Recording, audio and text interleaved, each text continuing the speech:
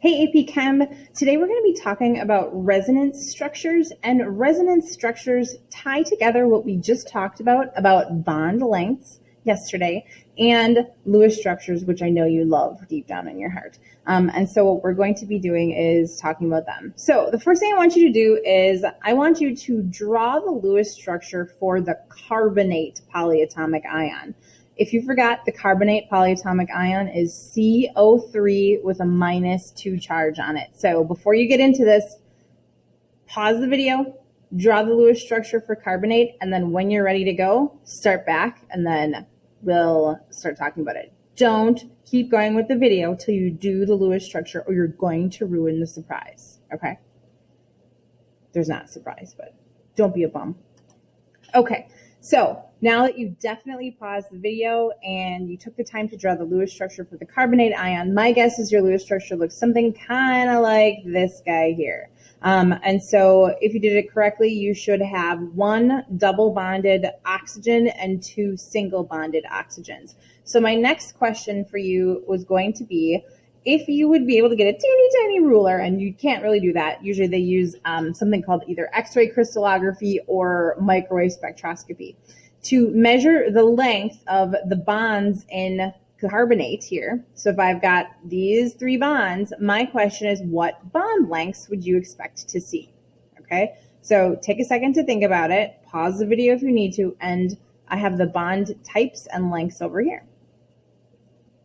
Okay, so my guess is that you said that this bond right here, the top oxygen, was 143 picometers.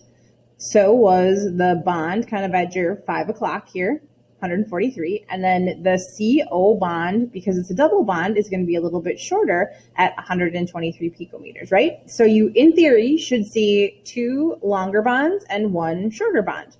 Makes sense, right? Okay, but that's not what happens. Unfortunately, in the case of the carbonate ion, what's actually found through the measurement techniques is 3 identically lengthed bonds, right, of 136 picometers. So not only do I have 3 bonds that are identical, even though my Lewis structure here shows me 1 double bond and 2 single bonds, and they're also neither the length of the double or the length of the single. They're kind of in between. And so what accounts for that is something called a resonance structure. And a resonance structure is a situation where you can draw more than 1 valid Lewis structure for that. When we get to formal charge, we'll talk about another thing that can happen when you've got more than 1 valid Lewis structure, but for now, we're going to be talking about resonance structures. And what resonance structures are 2 or more Lewis structures that are identically arranged with the atoms, but they have different arrangements of electrons. And so what I mean by that is I'm going to show you the carbonate example, and we'll kind of go through it. So you're going to be seeing 3 different carbonate Lewis structures underneath the definition of resonance structures here. And you say to yourself, Mrs. Ottmeyer, these are literally the same. However, what you have to do is you have to think about the oxygens in a fixed position. So you cannot take your carbonate and like spin it at all. These guys right here just temporarily are locked in. So the oxygen that's at 12 o'clock position, that's oxygen number 1. The oxygen that's at the 5 o'clock position, that's going to be called oxygen 3 because I numbered counterclockwise. And then the oxygen at like your 7 or 8 o'clock is oxygen 2. So what you have to think about is that these are technically 3 possible different Lewis structures, or what we call resonance structures, where the electron pair that's shared between the double bond here, the one that makes the double bond, moves from carbon to carbon. So in the Lewis structure on the left-hand side here, the carbon to carbon double bond happens between the carbon and oxygen number 2. In the middle Lewis structure, that electron pair here essentially flips up and is now between carbon and oxygen number 1. And in the third resonance structure, that electron pair flips to having the shared pair between carbon and oxygen number 3. And you say to yourself, well, that's great, but what does this have to do with having more than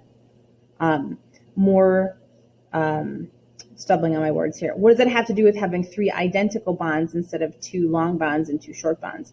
Well, what happens is the electron pair that you see kind of flipping oxygen to oxygen to oxygen here, that is not fixed. So you will not be able to take a snapshot of any carbonate at any given point in time that has an oxygen necessarily stuck between oxygen 2, or an electron stuck between oxygen 2 and carbon.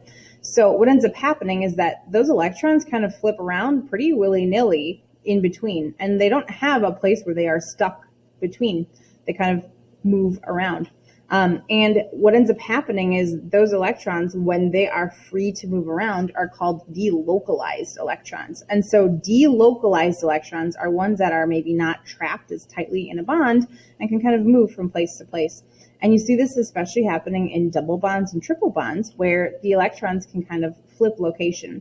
And so what ends up happening is when you take a snapshot and you take a look at an atom and where its electrons are distributed, and then you take a look at those and put them into a molecule, what you end up seeing is almost like an average location of those electrons.